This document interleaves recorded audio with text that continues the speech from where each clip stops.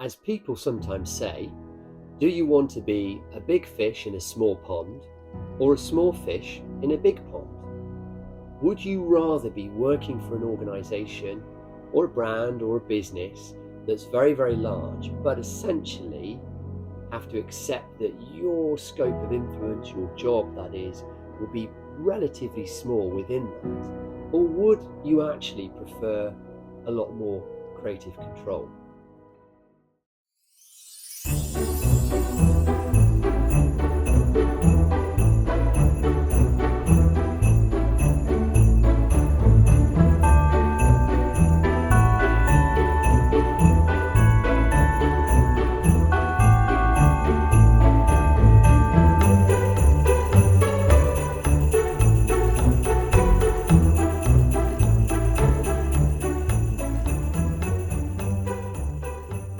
Hello. Now, I'm not quite sure whether you've seen this, but buried at the bottom of my list of videos on this channel are a few not directly related to careers or indeed the topics that I've been talking about.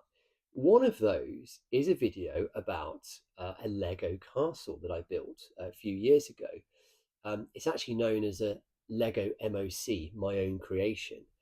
Now, why would I be building a Lego castle as an adult? Well, I suppose if I'm honest, I really like Lego. I always have done. I've never really grown up. And I like medieval history. I think castles are quite cool. Um, but actually, there was another reason for that.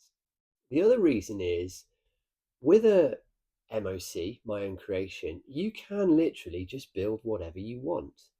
And I'm somebody who quite likes to have that level of creative control, if you like, that freedom, that scope to be able to do anything. And actually, this is one thing that I wanted to talk about and bring it back to the concept of careers.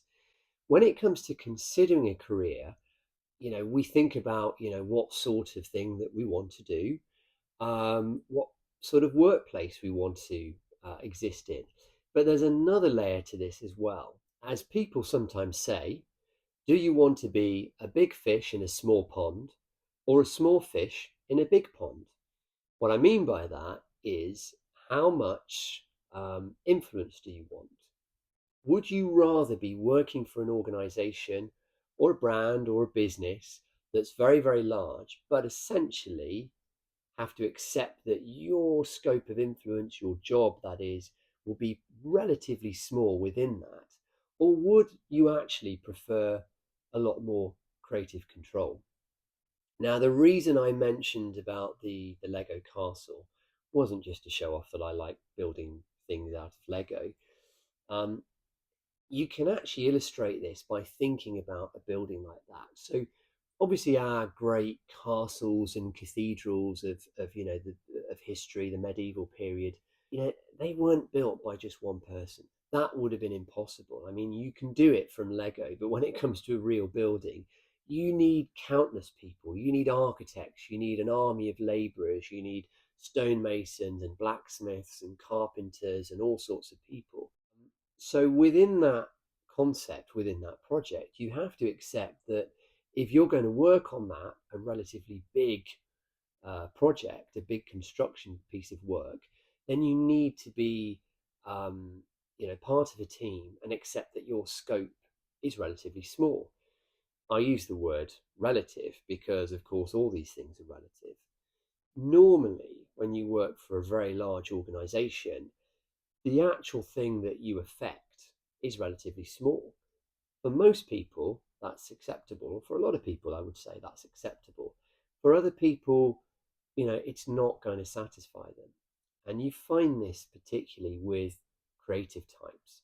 When I think about the series of interviews that I've done so far, Kai and particularly Hannah actually at Gloucester Cathedral, they wanted to make a change. They wanted to have some scope of involvement and really feel that they were doing something meaningful.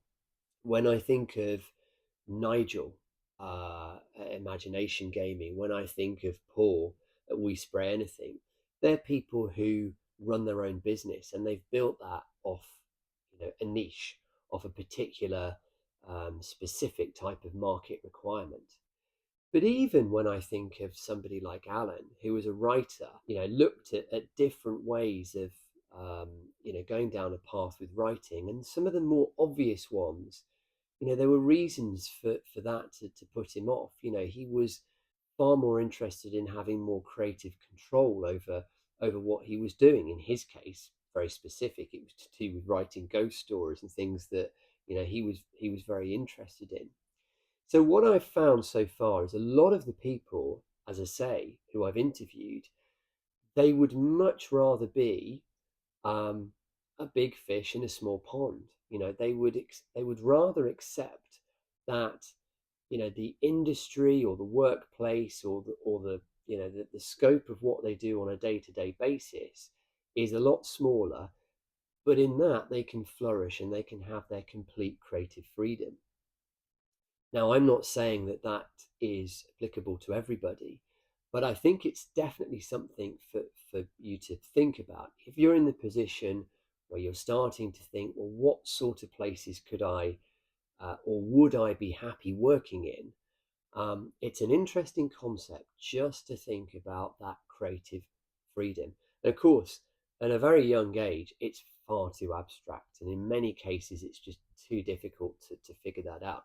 But along the way, getting exposure to different workplaces, that's something as a concept that is worth thinking about. And, it certainly helps to channel your thoughts in that regard.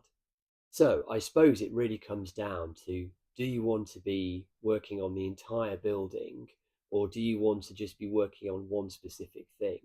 Do you want to have control over the whole project, or are you happy, being involved in more of a specialism? So of course, if you're looking for inspiration, if you're looking for different stories on this and how this might apply in practice, then I've posted all the links to the first 6 episodes in the description of this video. And as I say, there are some really interesting stories there from people who have learned really just by going through this process, finding things out, and figuring out where they're comfortable. So hopefully you find those interesting. Thanks for watching.